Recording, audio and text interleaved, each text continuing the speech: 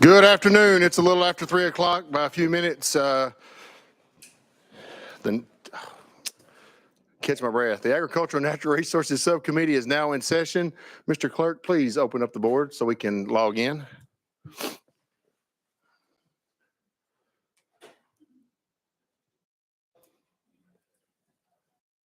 Take the roll, please. Mr. Chairman, you have 8 members present. You have a quorum. If you all would, please rise, and Representative Fritz is going to lead us in the prayer and the pledge.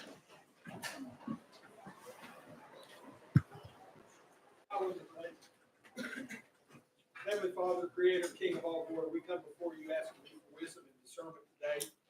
We ask you, God, to give us that wisdom and discernment to do the people's business here in this great opportunity you've given us to work on this ag subcommittee. We thank you for how you bless this state with our fields, our forests, and our rivers. God, we ask that we might live a life that is pleasing to you and brings a smile to your face. We pray this in the mighty name of Jesus. Amen. Teachers, salute, pledge.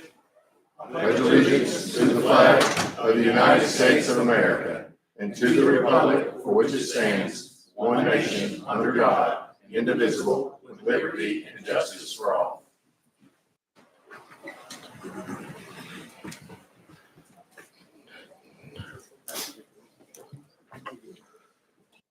Are there any personal orders? I'd like to introduce my wife and 2 daughters. They have come all the way from New Bern, Tennessee with me this week to babysit me, make sure I act right, and get to see what we get to go through all week long. Yeah, last week she got to spend number 19 with me, so she's still smiling. Miss Rebecca, Representative Alexander, excuse me. Yes, thank you. I'd like to recognize my vet who is back here, Dr. Dean Baird, who I grew up showing cattle with and have known him all my life, and it's a pleasure to have you here, sir.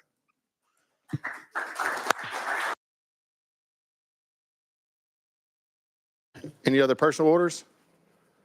Tyler, you're recognized. Good afternoon, everyone. I hope y'all had a lovely Ag Day yesterday. Today's words of wisdom come from a legend of a man, your dad, Mr. Jack Grills, out of his personal Proverbs book. To make a long story short, don't tell it. Y'all have a great afternoon.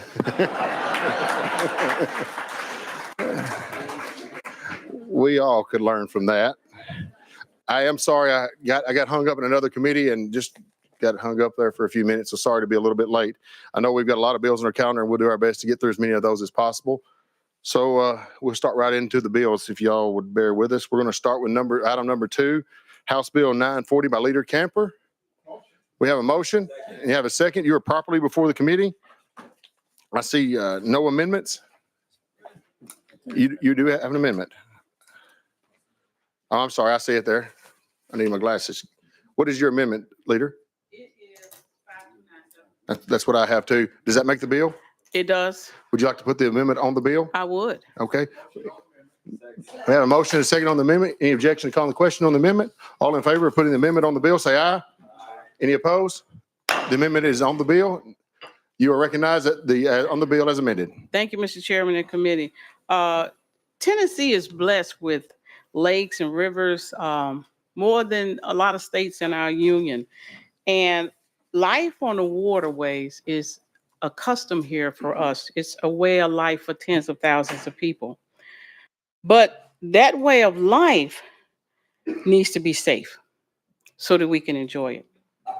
Now, in the 70s, the Sea-Doo had about 18 horsepower, but now the new ones are about 300 horsepower. So that's 17 times what it used to be.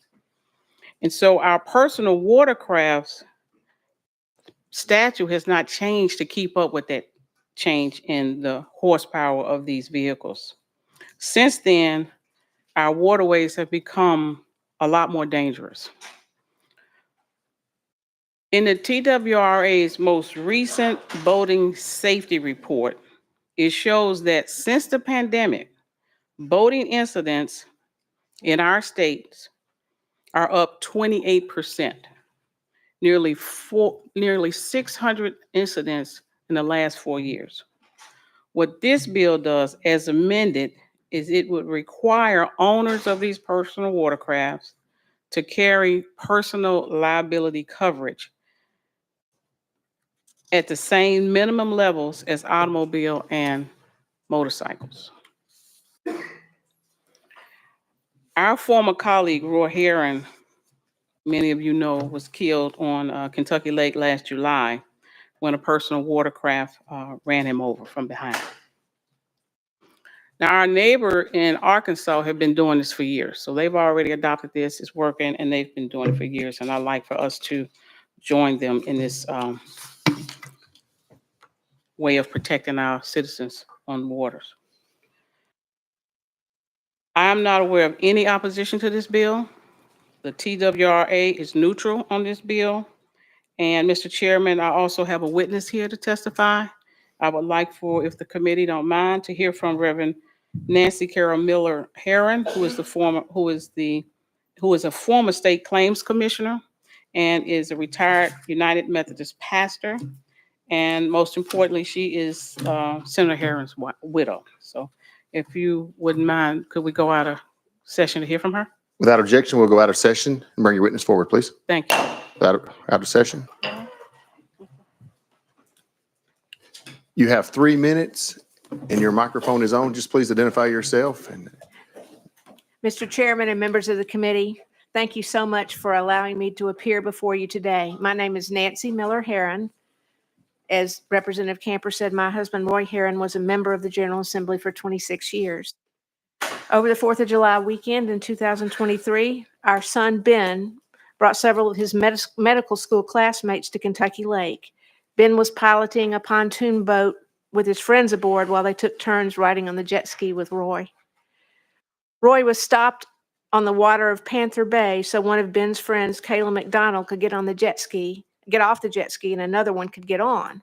Suddenly, a second jet ski, going at a high rate of speed and driven by an 11-year-old child, plowed into the back of the jet ski where Roy and Kayla sat as Ben and his friends looked on in horror. Ben and his classmates sprang into action and put Roy and Kayla on the pontoon boat and raced back to the dock.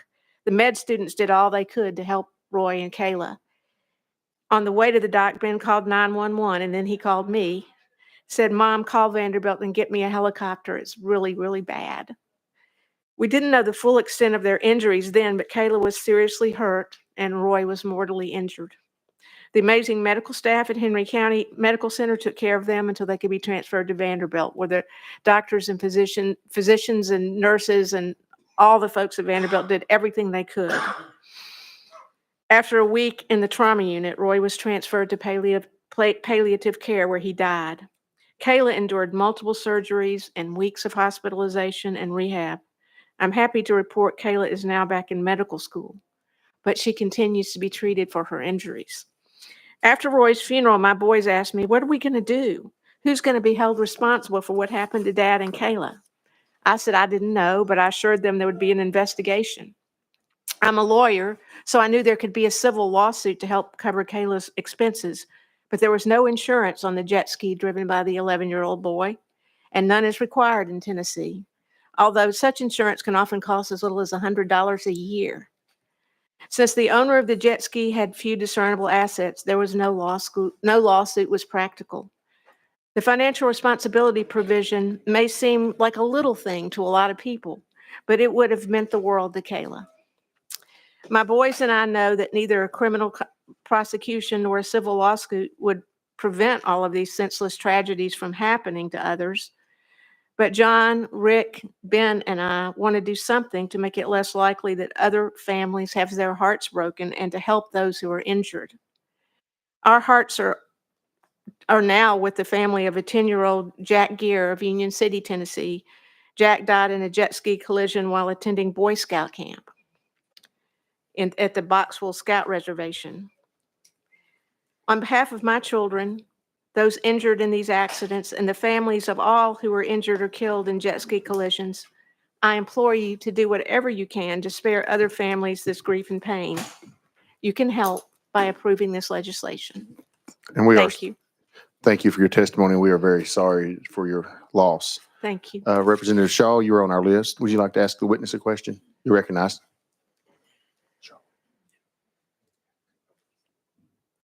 Thank you, Mr. Chairman. No question. I just want to thank you for coming today. It's good to see you, Mrs. Heron, Good to and see Roy you. was one of my best friends. Thank you. I just want to say that it's good to see you. You're Roy recognized. loved you. Thank you. Representative Alexander. Thank you, Mrs. Heron. I too wanted to say thank you for being here. Roy was one of the first legislators I met here. He had already retired, and so he was no longer in service, but I was fortunate enough to be able to receive some of his books that he had written, and they're on my nightstand to this day, and I look at them often, and I just want you to know it meant a lot for me to get to know your husband, and I'm so sorry we lost him in this way. Thank you so Recognized. much. Thank you so much. Seeing no other questions, thank you so much for making the trip up. Thank you very God bless much. you. Representative, or Leader Camper, we have another person that'd like to testify. Oh, Mr. yes. Ben Murray. Ben, are you here? You're welcome to testify there at the podium, or if you'd like to sit down, whatever you would prefer. Just state your name and who you're with, and you have 3 minutes. Ben Murray, National Marine Manufacturers Association. Thank you, Chairman and members of the committee. NMMA is the leading trade association representing the recreational marine industry across North America. We have over 1,300 members, marine manufacturers, marine engine manufacturers, accessory component manufacturers, and a lot of those are right here in the state of Tennessee. Boating means big business in the state of the volunteer state, with over 19,000 jobs across 660 businesses and almost 6.5 billion annually in economic impact. And I appreciate the leader for bringing this bill. And prior to it being revised, I would say that we supported, moving the age requirement from 12 to 16. However, as an industry, we're unable to support mandatory insurance requirements on personal watercraft.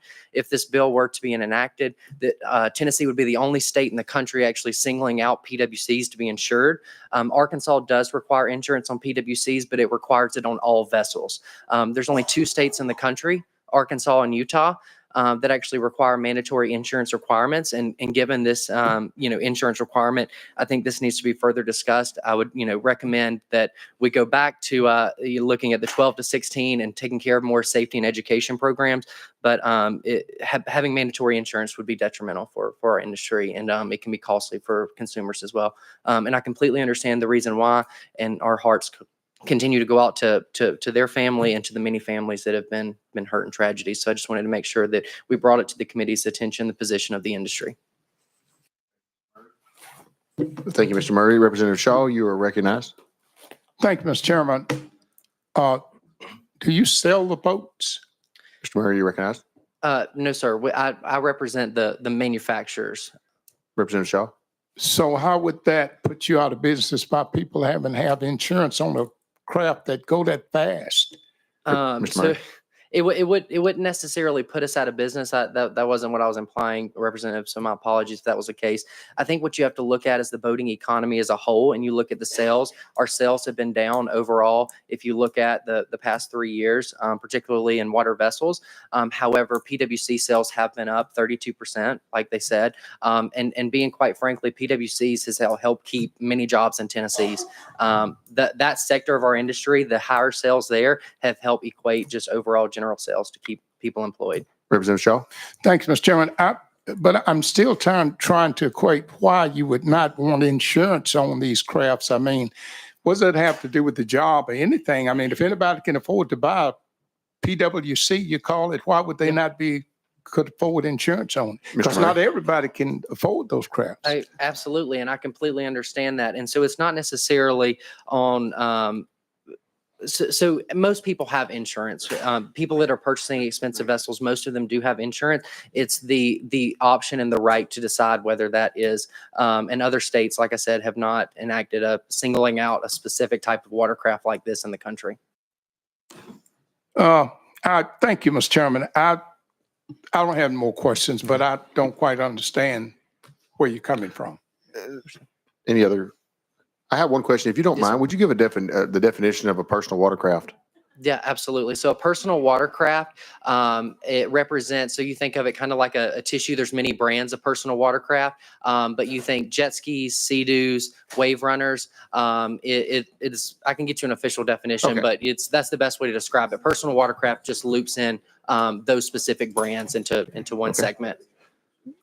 Seeing no other questions for the witness, thank you so much for being here. Thank you, Chairman. Without objection, we'll go back into session. Questions been called on the bill? Any objections? Seeing none, we'll be voting on sending House Bill 940 to full committee. All those in favor, vote yes when the screen opens up, and if you're opposed, vote no.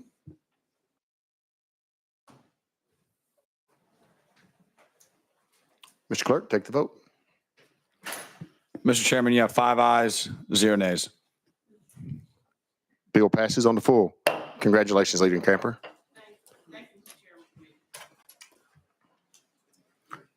Next on our list, we have HB 771. We have a motion and a second. No amendment, Chairman Powers? We'll give you a second to get up there. You are recognized on the bill. Thank you, Mr. Chairman, and always appreciate the crowd that you have. You have a full house every time, and I give away a free gift for anybody that comes to my committees, but we still can't get anybody in there. House Bill 771, it just requires a permit for boats that are not required to be numbered in Tennessee, but they have a valid number from another state. Requires the boat operators to purchase a permit from TWRA before using Tennessee's intrastate waters. So it's only lakes and not any kind of interstate waters. Establishes an annual permit fee of $72, which is what we all pay as Tennessee boaters. Designates a permit revenue to the Tennessee Wildlife Resource Agency Boating Safety Fund. And because of the increased traffic and everything on our lakes, and the erosion and the damage to the docks and personal property, we need more TWRA personnel on our lakes to help patrol it, enforce the laws that we already have, and make our lakes safer for everyone to enjoy. And with that, Mr. Chairman, I renew my motion and take any questions. Representative Martin, you're recognized first on the list. Thank you, Chairman Powers. I am concerned about this because I live in Hamilton County where the beautiful Tennessee River, we have all kinds of fishing tournaments there on Lake Chickamauga. And when it comes to tourism, we have people from all over, from Georgia, from Alabama. And as I've talked to my tourism people, they are concerned about the negative impact of why would you want to come to the greatest lake to catch fish in Chattanooga if you're going to have to pay this extra money when you could go to tournaments in other places. And so, you know, my question is, how are we going to overcome that? Because we're going to obviously lose some people that are coming to my community and spending their tax dollars from literally 10 or 15 miles down the road that come in and on the Tennessee River. Can you help me with that? Chairman Powers, you're recognized. Okay. Yeah, and that's a great question. What we've experienced over the last few years is just heavily increased traffic. We have boaters that come from out of state and they're here pretty much all year. You know, they stay here or the boat is housed here. That might be from another state. I think we could probably get an exemption for those. Probably need to do an amendment to exempt those one-time things. So I'll be glad to work with you on that. It's just what we're doing right now. I know on the lakes that I have, we had like a 12-year-old that got killed last year, and it was alcohol and too much traffic related type of incident. So that's what we're trying to do. We've got some great laws on the books as far as the boating under the influence. We've got a law that I helped pass where they cannot get 200 feet from any kind of personal property like a dock or anything like that. So that's what we're trying to prevent. And there's just an increased amount of traffic. We're glad to have these people, but we all pay that $72 fee as boaters. And the $72, if you own a $150,000 boat, $72 is not a whole lot to pay for a whole year or for an annual fee to use our lakes and to help pay for TWRA to help patrol it and enforce the laws. So I think that I'll work with you if you want to and make an amendment before it goes to full and exempt those one-time people that come in for a tournament, though. No other questions. Chairman Todd? Yes, I just have one question for you. Mentioning that we already pay $72. Who pays $72 a year for boat registration? What category is that currently? You're recognized. Okay. That's anybody that gets has to have a boat registration. It has to have a numbered thing. So some personal watercraft, if they're larger, they have to have it. I think the smaller ones do not. There are certain categories for that. So anybody that's required to get a boat registration, to get a number and a boat number on their boat to be identified by TWRA. So anybody that does that has to pay that fee. You're recognized, Chairman Todd.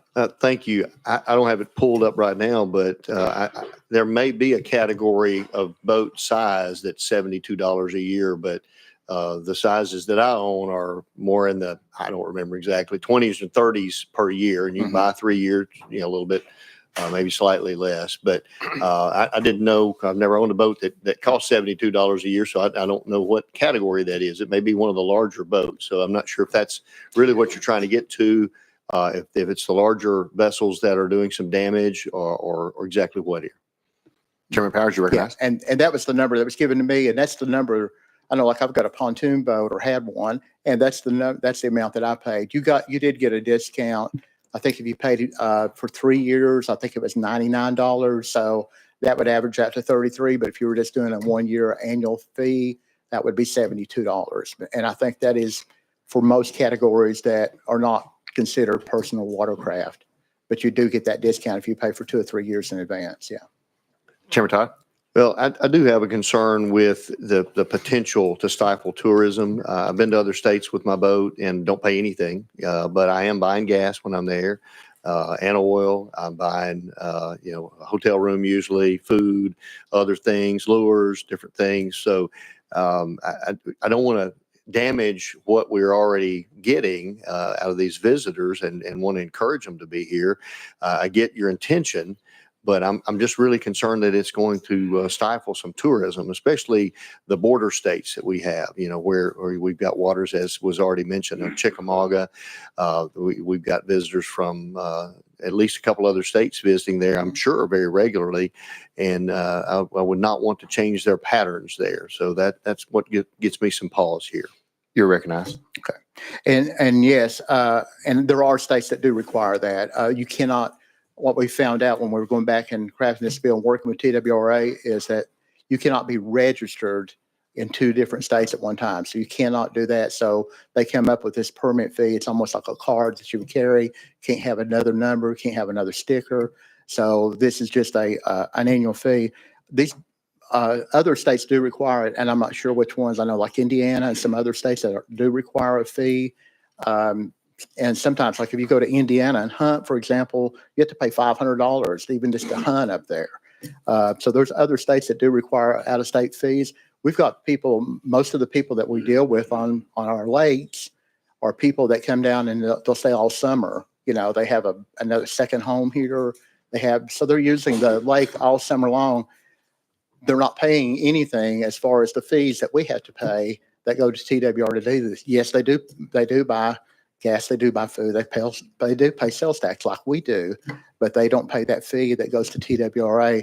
We're very understaffed on our lakes. You wouldn't believe, I can go out on a lake that I'm accustomed to. I'll probably never see a TWRA agent because they're so understaffed. So we got a lot of great laws on the books, but there's nobody there to enforce them. We got a lot of personal property damage. Not a week goes by, Chairman Todd, that I don't get a call from somebody that their dock has been torn up by a wake boat or a large boat that's come by there and did damage to their dock. And we have a law against that, of course, but nobody out there to enforce it. That's what I'm trying to do, and earmark that money for TWRA.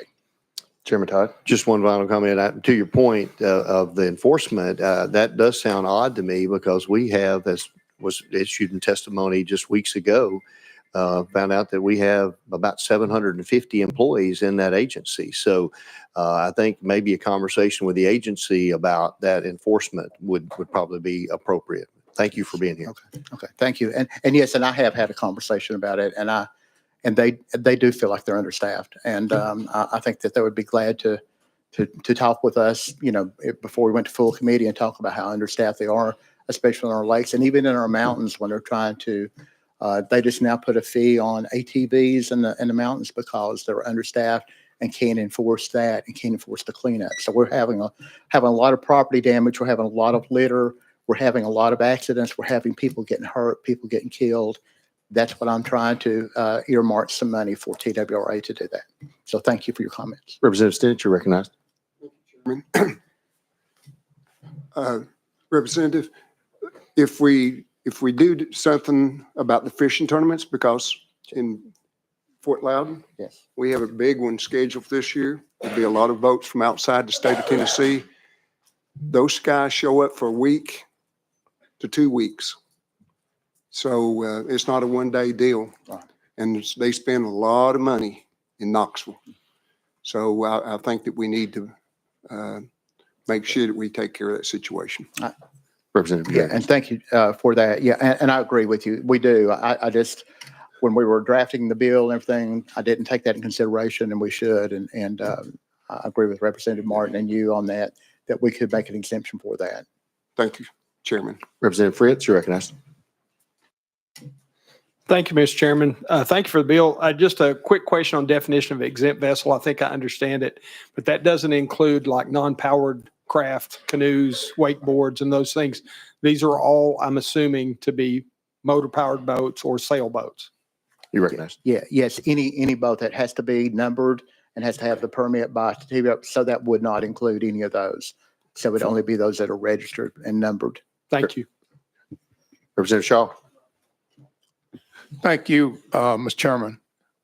I think many of us got same concerns. I'd like to see maybe us do something with this. Would you be interested in rolling this a week? I'm just, and I don't know if, Or we can roll it to the Hill. We could roll it to the Hill, but this Yeah. is the final calendar, Yeah. Representative Shaw. Yeah. well, that'd be fine. could we Sure. do that? Oh, yeah.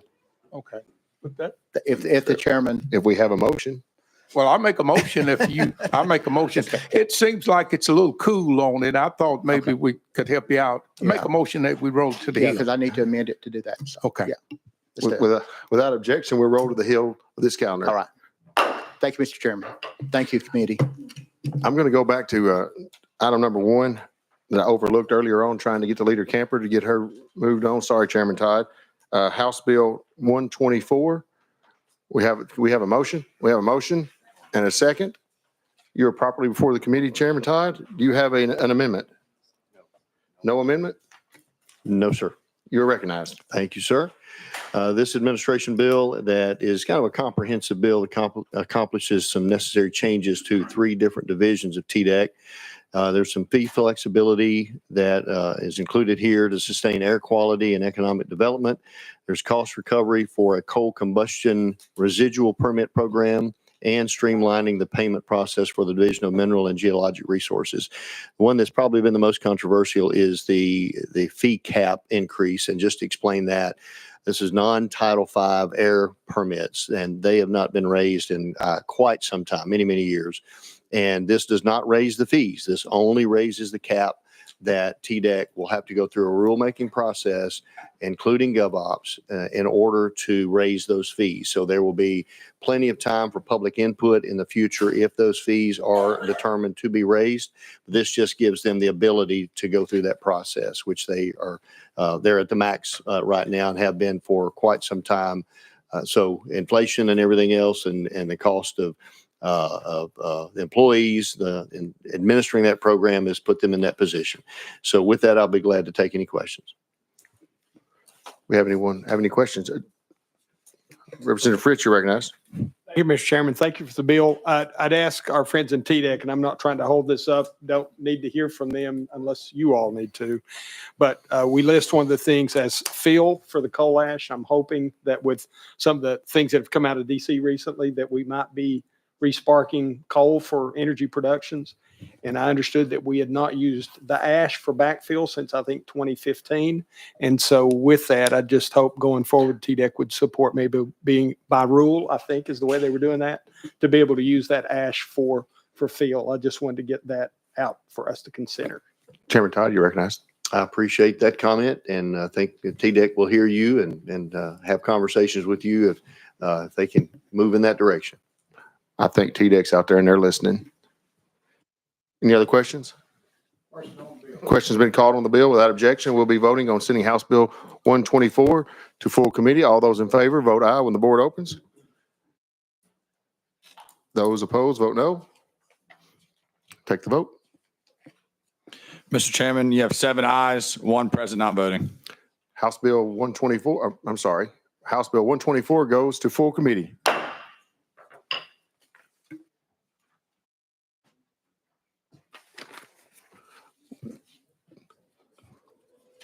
We'll take up item number 6 by Representative Slater. House Bill 918. We have a motion. He's not here. We'll roll him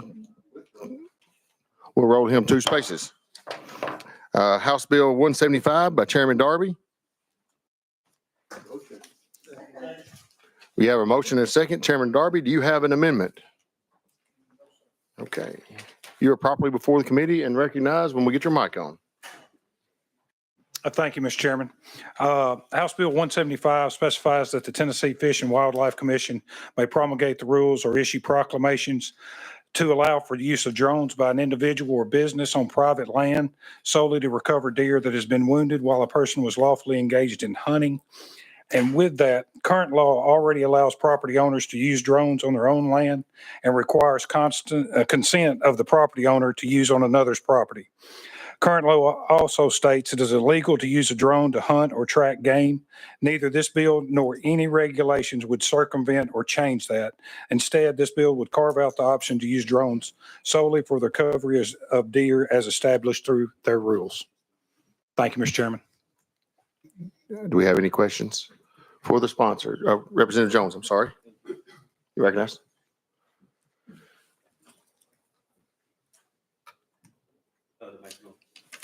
I'm sorry. Thank you. I just had some questions regarding privacy and the right of consent of landowners. So in order, with your bill, the landowners do not have to give consent anymore if these drones are on their property? No, excuse me. Thank you, Mr. Chairman. No, that's current law that you can't fly a drone over other person's property without consent. This law, whatever the TWRA promulgates the rules, will not circumvent those laws. So under this HB 175, you're saying that TWRA has to get consent from the landowner in order to use drones on their property? You recognize? No, sir, not the TWRA. Whatever the person that uses the thermal drone or whatever business entity, they will have to get consent from the other person's property. Representative Jones, you recognize? Okay. I'm hearing 2 things. Maybe, sorry, I didn't get a lot of sleep. I'm trying to, so if it's a private citizen, they need consent. But if it's TWRA, they don't need consent. Is that correct? Representative Darby, you recognize? No, sir. Thank you, Mr. Chairman. The TWRA is not the one that's flying the drones. These are for personal people that go into business or a person that has a drone personally, that the TWRA will not be flying the drones. Gotcha. Thank you. That was the concern that were emailed to me by some constituents. So thank you. Chairman Darby, have anything else? No, sir. Any other questions? Seeing none, questions been called on the bill. All those in favor of sending House Bill 175 to full committee, vote aye when the board opens. Any opposed, vote no. Mr. Clerk, take the vote.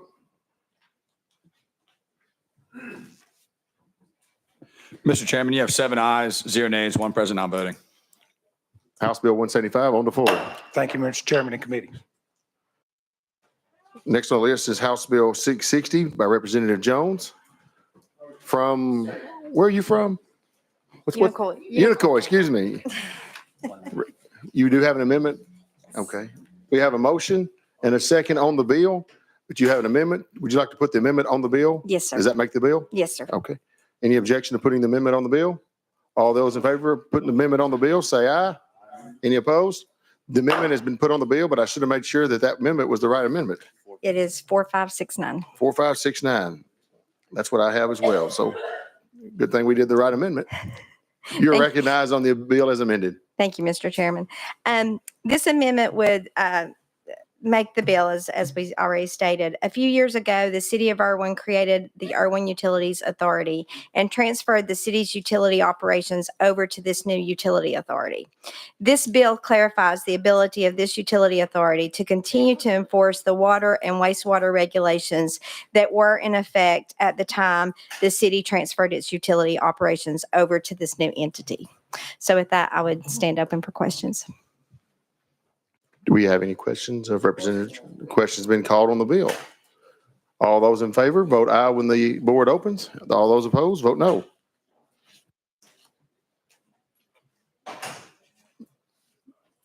Mr. Clerk, take the vote.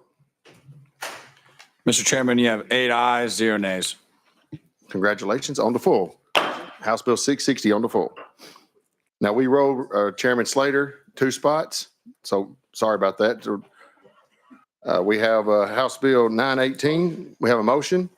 And we have a second by Chairman Slater. You're Thank- recognized. And I believe I have an amendment, 5237. That's what I have as well. That's the second amendment there. That is correct. Okay. That's the one we're going with. Is that the amendment? Does that amendment make the bill? It does, yes. You'd like to put that on the bill? Yes, please. Okay. Any objection to putting the amendment 5237 on the bill? Seeing none. All those in favor of putting the amendment on the bill, vote aye. Aye. Any opposed? The amendment has been put on the bill. You're recognized on the bill as amended. Thank you, Mr. Chairman. There are some excellent not-for-profit organizations that assist disabled veterans in various ways. Some of these organizations reunite service members by providing hunting retreats in our beautiful state. This legislation will provide a temporary hunting license for disabled veterans when they are a part of a hunting experience that is sponsored and paid for by a not-for-profit organization. With that brief explanation, I stand ready for questions. Do we have any questions of the Chairman Slater?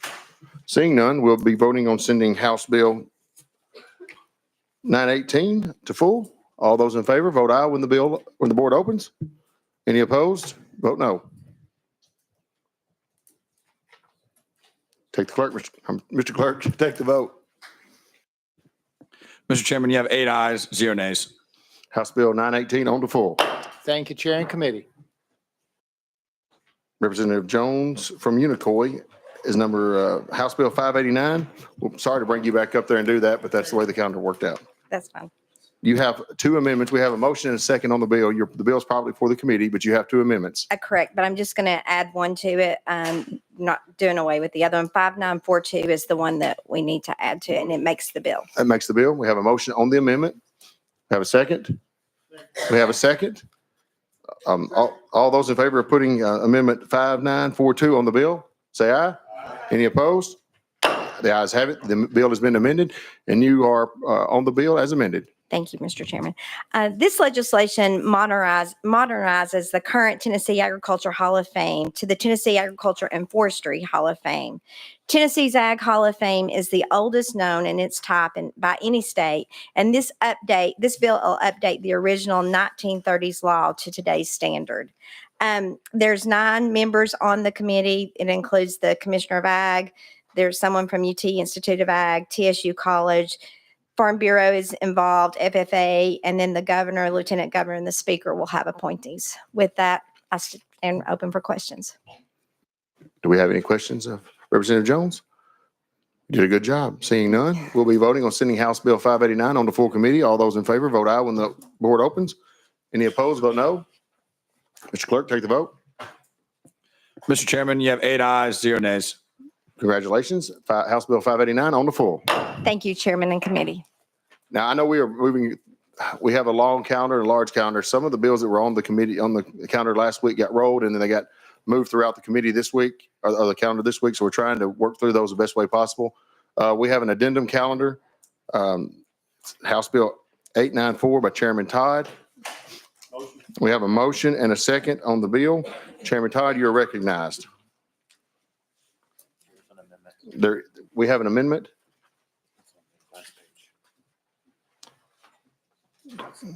Turn his mic on. Yeah, yes, we do. And that drafting code, 5755. Double checking. Yes, That's that is what I have. That's the latest amendment. Does that amendment make the bill? It does. Okay. Would you like to put that amendment on the bill? Yes. Motion on the amendment. We have a motion on the amendment. Have a second on the amendment. Any objection to putting the amendment on the bill? All those in favor say aye. Aye. Any opposed? Chairman Todd, the amendment has been put on the bill and you're recognized on the bill as amended.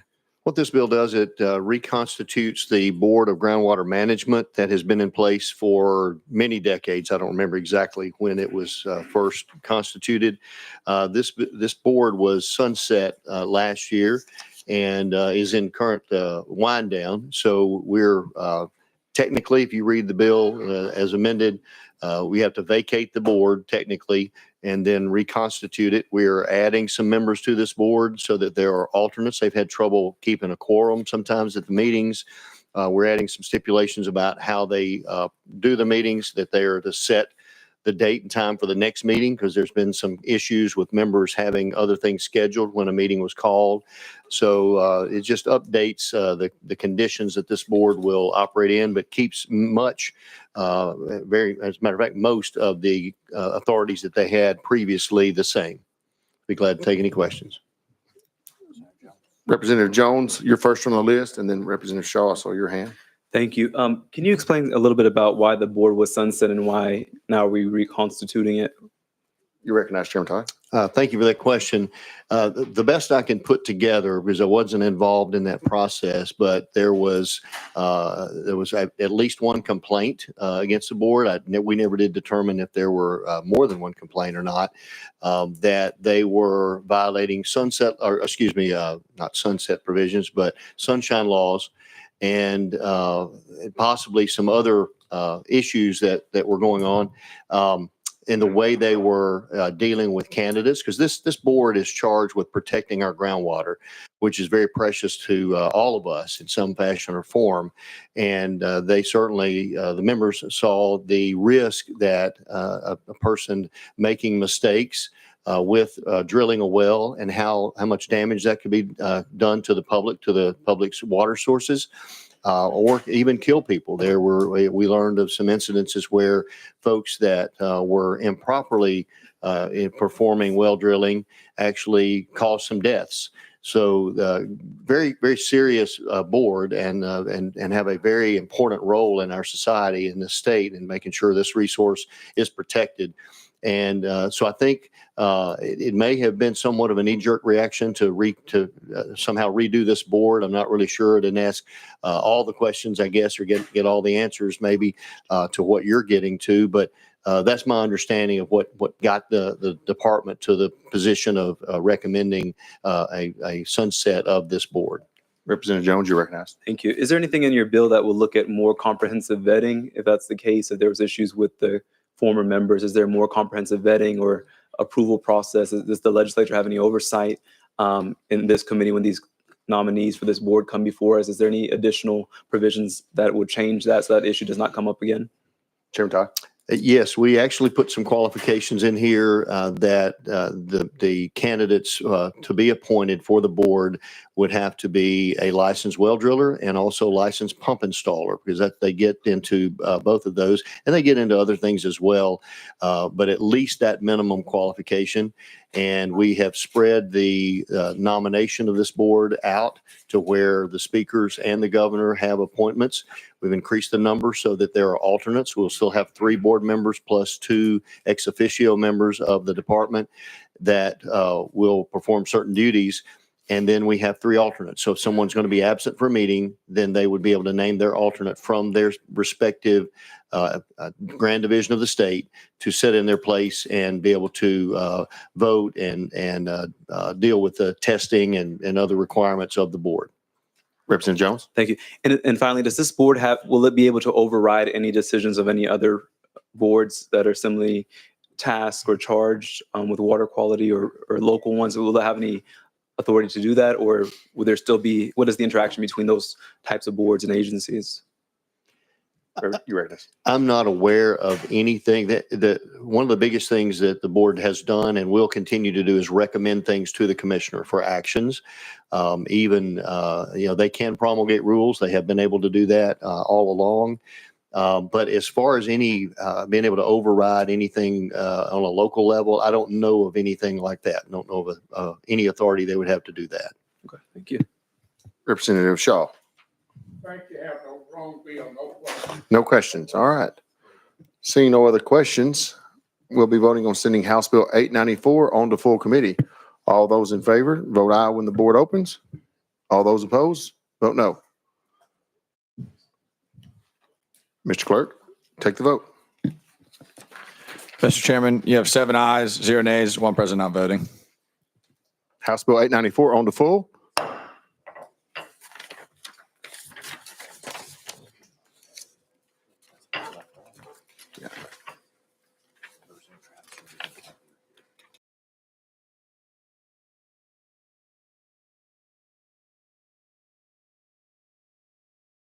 You, Representative Travis, right now. House Bill 882. Motion. We have a motion and a second on the bill. You are properly before the committee. No amendments and are recognized. Thank you, Mr. Chairman and committee. Carrying this for a friend of mine, Senator Watson.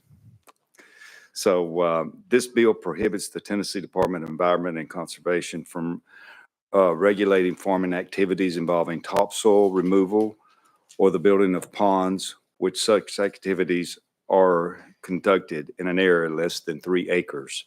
And this property on which activities occur must have a greenbelt classification. Last year it was 5 acres, and now he's brought it down to 3 acres. And I think everybody's good with that and can work with that. You've heard the explanation of the bill. Do you have any questions? Seeing none, we'll be voting on sending House Bill 882 on to full committee. All those in favor vote aye when the board opens. Any opposed, vote no. Representative Martin is in the room and has his hand up for a yes vote. We'll allow you to sit down. Take the vote. Mr. Chairman, you have 8 ayes, 0 nays, 1 present not voting. House Bill 882 on to full committee. Thank you, Mr. Chairman and committee.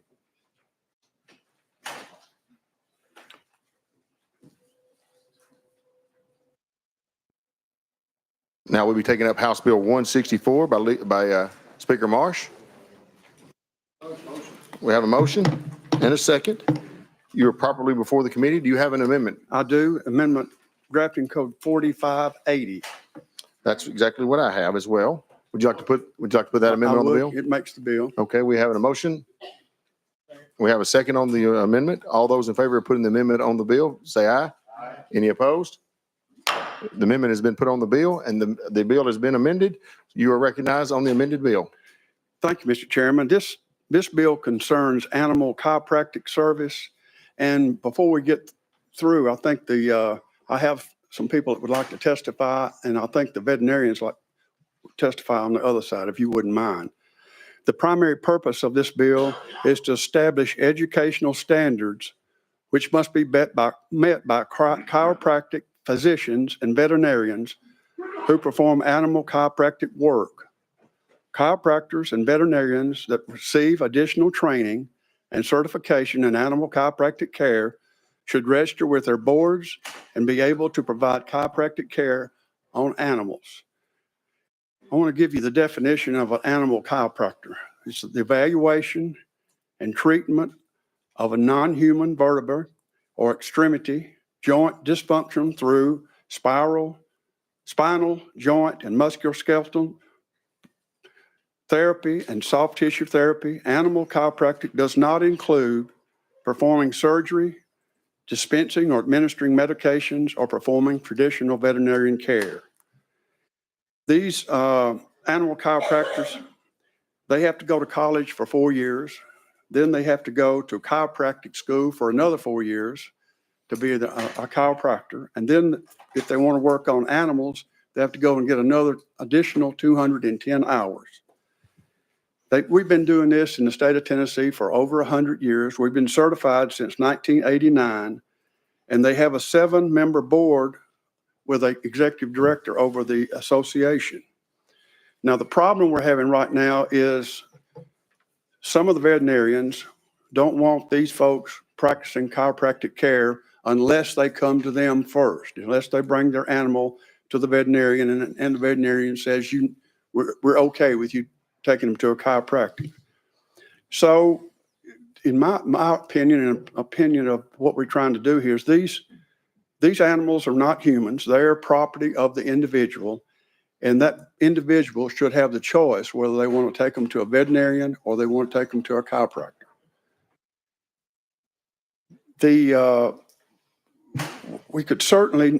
We do have a lot of veterinarians in the state that do an exceptional job.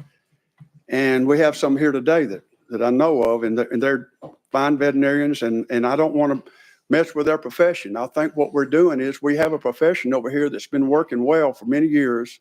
Now we're having this profession that tell them we want you to come for us before you can practice your profession. I think they have a right to earn a living. And with that, if you wouldn't mind, Mr. Chairman, I'd like to go out of session and let both sides have a few minutes to tell what we're doing, if you wouldn't care. That is perfectly fine with me, as long as the committee doesn't have a problem. So without objection, we will go out of session. And if you would, as I call your name, would you please come forward? Dr. Rick Cole, Miss Tiffany Stevens, and Dr. Frankie Lockler, and Miss Stephanie Witt.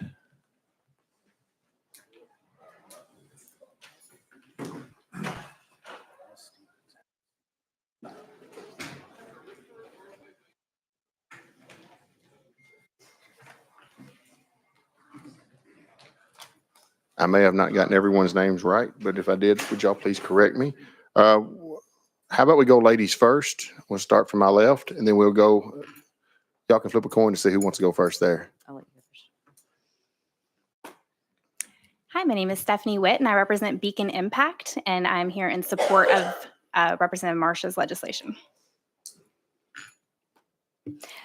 Alexandria Honeycutt, and I'm here on behalf of the Tennessee Chiropractic Association, and I'm also here in support of this bill. This is something that Representative Marsh has said has been going on for years. In 1989, there was a group of veterinarians and chiropractors that came together that started a class and a national exam that must be taken. It's 210 hours that both vets and chiropractors must take to be certified to do this. They both take the same national exam. And once that's completed, we are asking for their boards to recognize that they've had this certification and that they can continue to work on animals. You're going to see this mostly in show animals, such as show dogs, horses, animals that are not able to have surgery or to take prescription drugs, because that is what chiropractors do. They go outside of surgery, they go outside of prescription drugs. That's for humans as well as animals. And so we are looking to do this independently of veterinarians, as we are currently doing now. It's a gray area that has been in state statute, and we are looking to clarify that so it protects both the vets and the doctors for malpractice insurance. Ms. Whip, did you have a statement you wanted to make, or are you just here for questions? I'm here for any questions. We are just supportive as an organization for the chiropractors' right to work in this area. It's been something they've been doing for a long time, and we need to have clarity in the law. Okay. You're recognized. Tom, there you go. Hi, Chairman Grills. I'm Dr. Richard Cole. I'm from Memphis, Tennessee. Pleased to be in front of the committee today. I'm the Vice President of the Tennessee Chiropractic Association, and I'm representing their viewpoint today, and I speak in favor of House Bill 164, which develops a framework for chiropractic physicians to provide compassionate care to animals. I have the pleasure to serve our state on the Board of Chiropractic Examiners under Governors Sundquist and Haslam. While on the examining board, I worked with the Federation of Chiropractic Licensing Board, an oversight organization for all chiropractic licensing organizations in the United States, Canada, and Mexico. There, I chaired a committee studying the framework for appropriate chiropractic physicians working with animals, and we determined that the chiropractic physicians board certified by the American Veterinary Chiropractic Association, AVCA, were competent to provide quality chiropractic care to animals. The Federation published a model code for use by our members, and providing care to animals. HB 164 contains key elements in the Federation model code governing animal chiropractic, and these include postgraduate training, psychometrically solid examination, and continued professional development for all people who are certified by the ABCA. Further, the bill codifies a long-held understanding that only chiropractic physicians can provide chiropractic care. Current state rules articulate that. This bill would codify that into law. Chiropractic medicine is a profession that views patients through a holistic lens. We see the body as more than the sum of parts. While practitioners can perform joint manipulations, only chiropractic physicians can provide chiropractic care because our special training in holism and governed by wellness philosophy. This bill also protects the practice of veterinary medicine, ensuring that chiropractic physicians will not be dispensing medicine or practicing surgery on animals. This bill simply allows chiropractic physicians to provide manipulations on animals. HB 164 is also the best interest of the public. Currently, there is no advanced standards for veterinarians to provide manipulations. This bill provides a certification process for veterinarians to become licensed to provide manipulation to animals. With this bill, Tennesseans can be assured that when their animal needs a manipulation, a properly licensed chiropractic physician or veterinarian is adequately trained to do so. Thanks for letting me address this committee, and I'll be glad to answer any questions for you. You're recognized. Well, am I on? Yes, sir. You're recognized. Thank you for allowing me to talk today, sir. I'm Frankie Lockler. I'm the legislative chairman for TVMA, and we strongly oppose this bill. Not that we're trying to stop chiropractors providing service to clients and to our animals. We are strongly opposed to the part of them being able to diagnose and without our supervision. Animals cannot speak for themselves. They depend on us being their advocates, and we are uniquely trained to diagnose the multitude of problems that these animals have. I've been in contact with a bunch of y'all, and I'm not going to review a lot of this stuff, but I do want to read a letter from one of our members, Dr. Robert Parker, and he wasn't able to be with us today. He is a veterinarian of 44 years and a certified animal chiropractor for 20 years. Chiropractic adjustment is one of many options for the treatment of my patients. I would like to see chiropractic care more available to the animals of Tennessee, but the evaluation of the animal's clinical signs should be performed by a licensed veterinarian to ensure chiropractic care is an appropriate treatment for that animal. Recently, I had a canine patient with arched back and walking gingerly. The owner thought it was back pain. After a complete physical and neurological exam, I agreed the dog was showing pain in his back, but there were no neurological abnormalities. Radiographs revealed a tumor of the spleen that was putting pressure on the spine. We were able to remove the spleen before the mass ruptured. The back problem resolved without further treatment. Had I tried chiropractic care first, the patient outcome would have been entirely different. Now, and that's the kind of problem that we are concerned about happening. We're not talking about a great number of animals here, I think.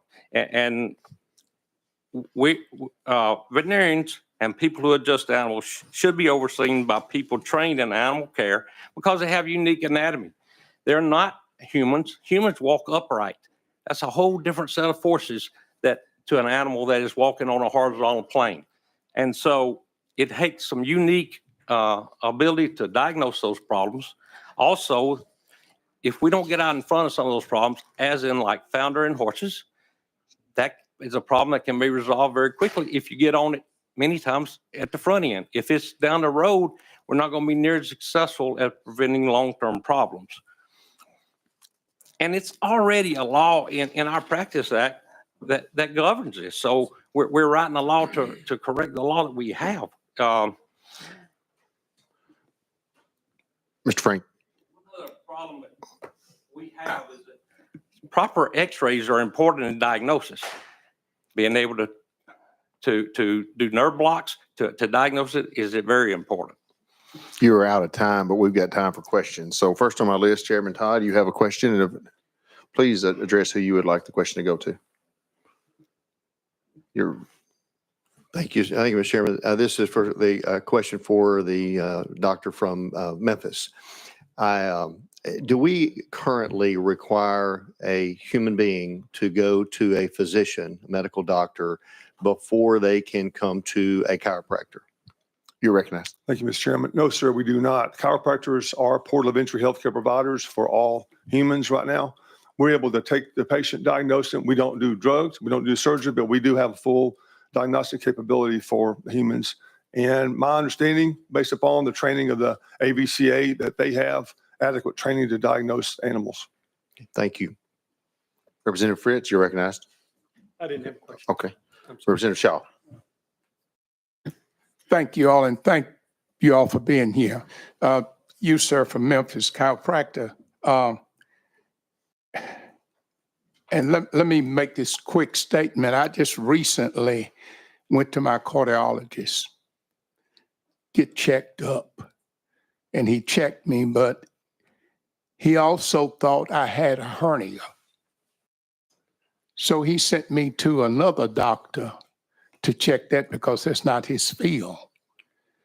And I see that happening quite often with human beings, where when one doctor finds out that there's something wrong with his or her patient in his field, or if it's not in his field, he send them someplace else. So why would not that happen in the animal field?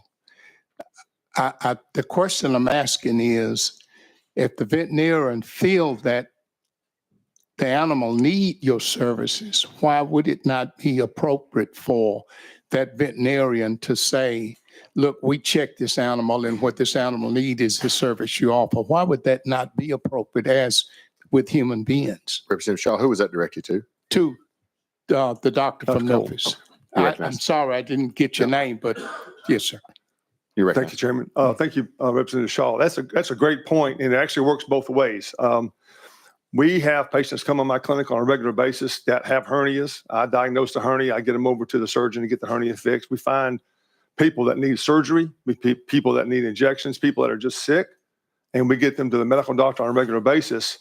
Sometimes it's harder for the medical doctor to make a referral to the chiropractor because there's no medical doctor that does a rotation in chiropractic medicine in their training. I do rotations through orthopedics, neurology, physiopathology. I do rotations through all the medical disciplines, but they don't go through a rotation through chiropractic.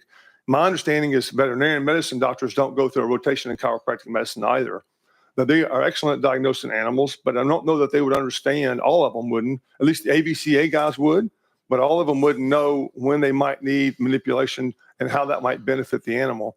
But we are capable in diagnosing these animals and making sure that they get to the veterinary medicine doctor when they need to be seen. You're recognized. So if I bring my animal to you, you can immediately tell me I need to take that animal to a veterinarian. You recognized. Thank you, sir. It depends on what they've got, obviously.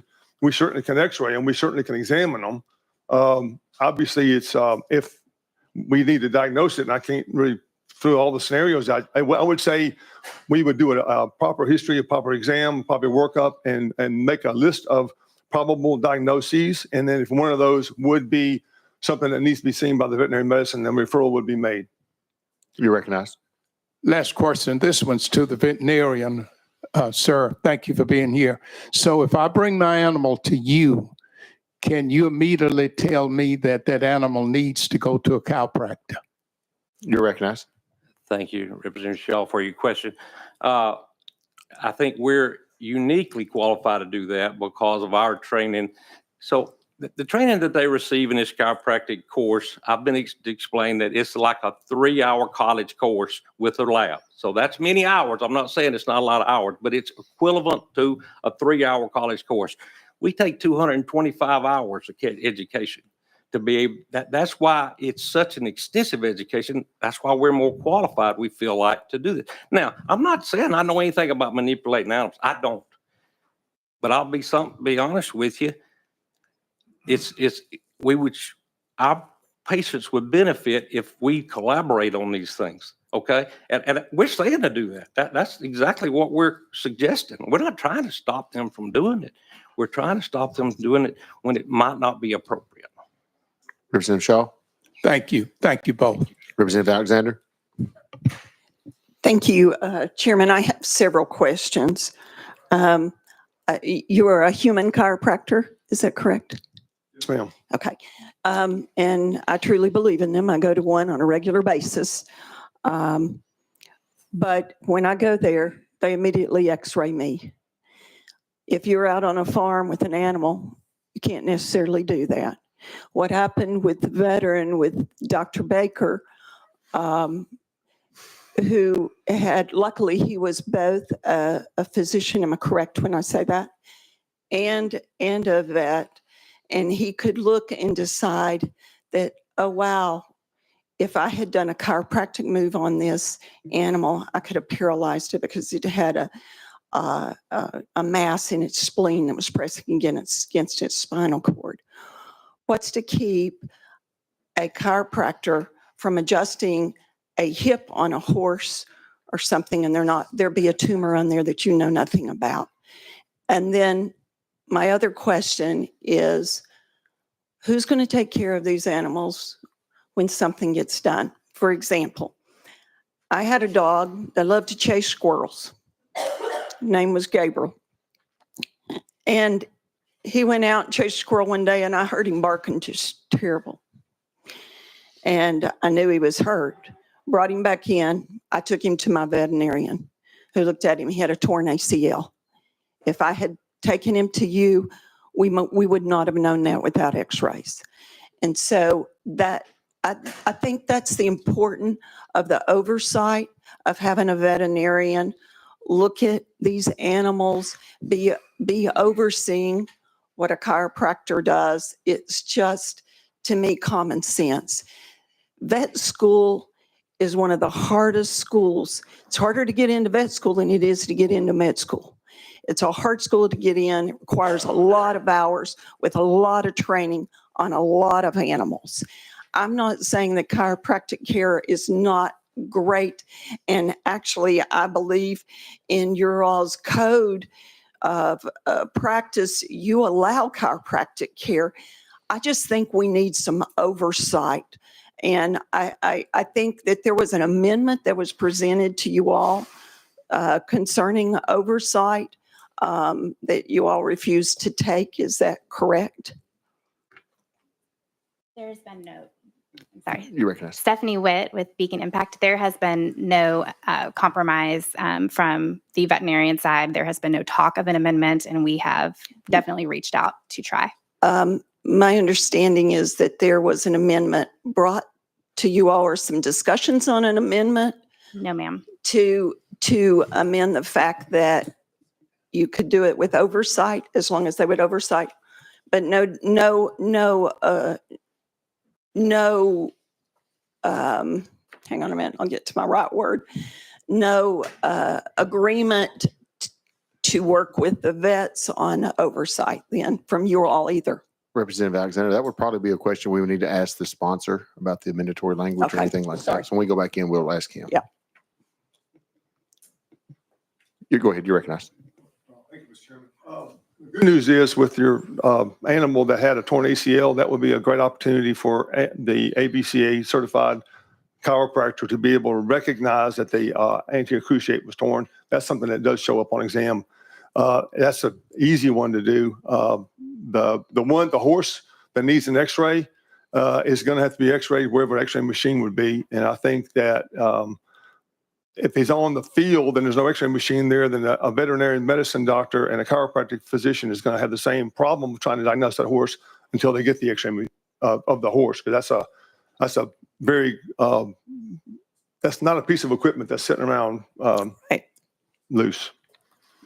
You recognize. Representative Alexander? Yes, sir. That's all. Okay. That's all the people we have on our list of questions. Yes, sir, you recognize. So the portal x-ray is readily available in equine medicine. We do that in feet and legs. Now, we can't do it on the body because it's too thick, but feet and legs are done readily, and most people that do equine practice have a portal x-ray unit, digital x-ray in their truck. So that. Thank you all for being here. One more, Representative Shaw. We love you, so we'll let you have it. Thank you, Mr. Chairman.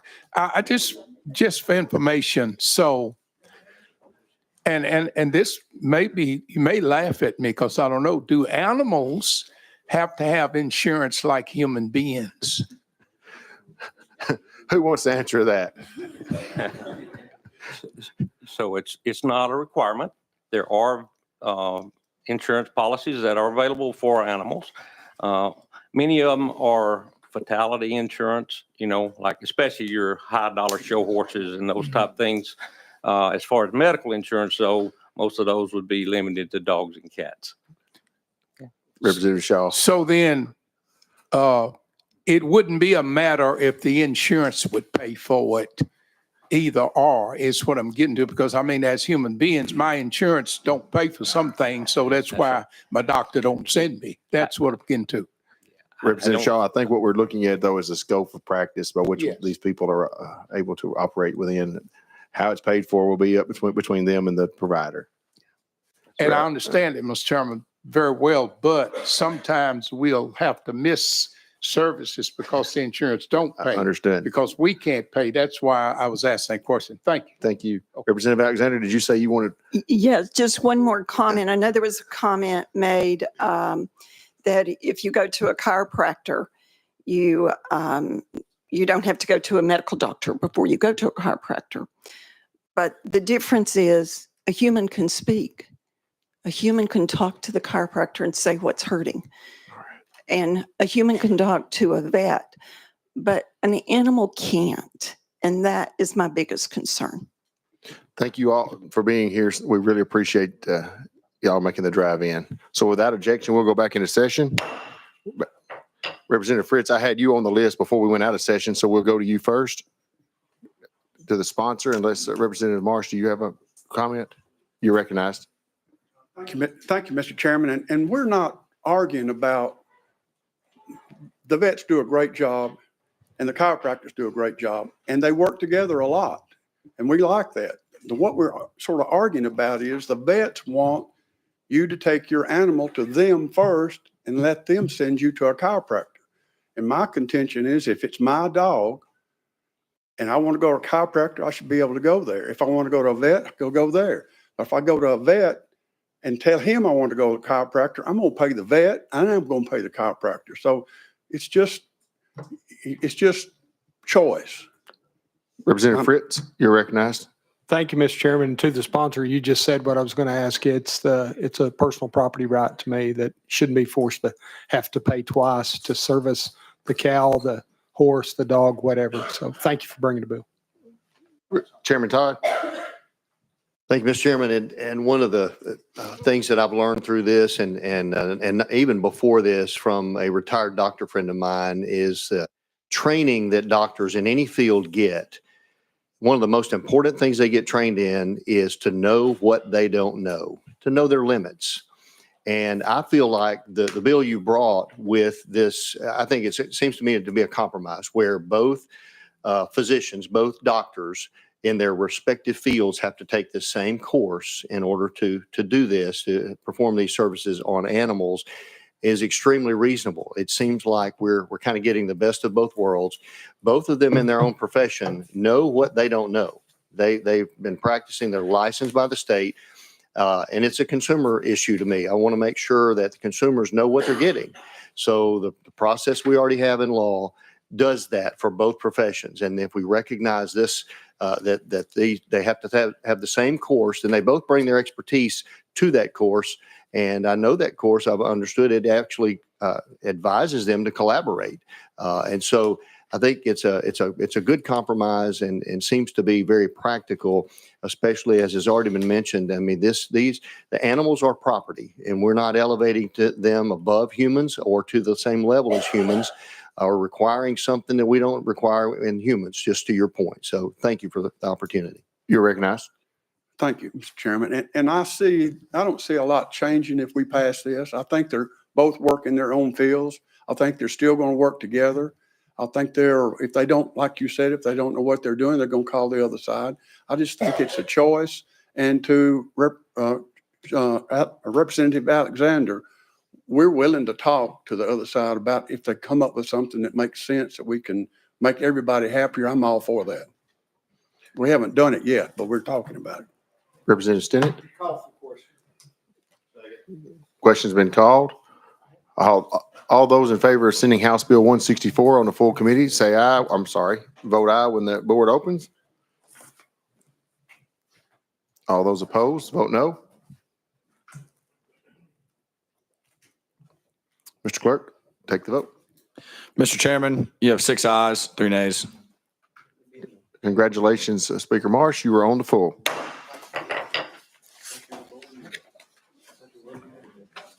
Next on our list is House Bill 938 by the birthday boy as of yesterday. We have a motion and a second on House Bill 938 by Representative Capley. Did you have a good birthday yesterday? It was, yes, sir. You're recognized. Thank you, Mr. Chairman. Thank you, committee. You have an amendment? Let's see.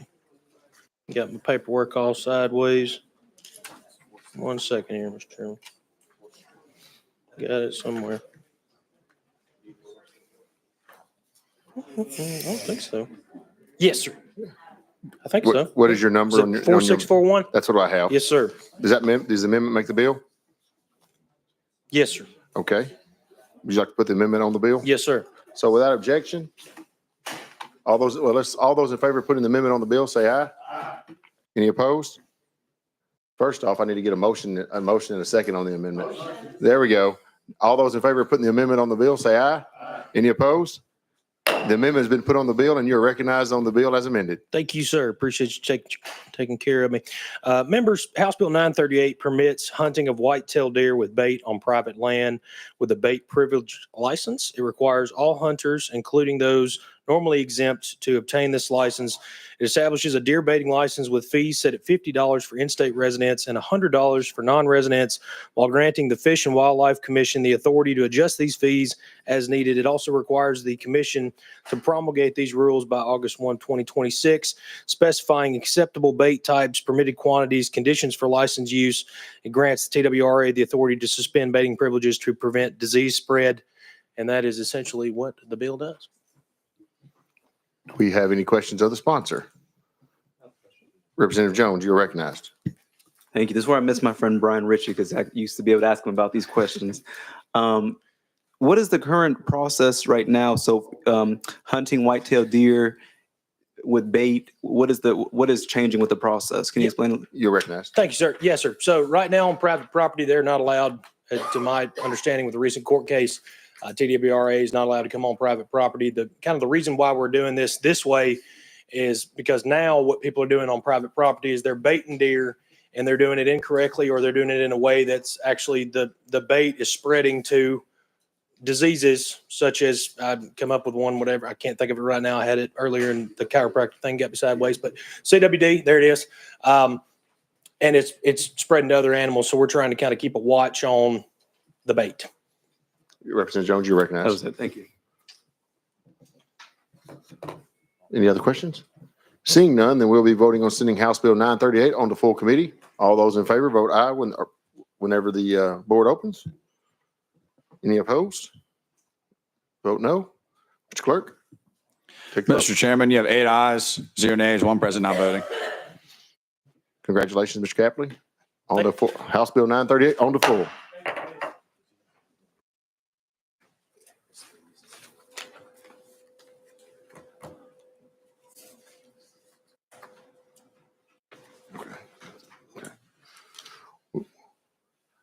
I want to take a point of personal privilege here. Miss Radonna Rose, who's worked for Farm Bureau for hundreds of years. No, she's been there for 30, I believe she was telling me earlier.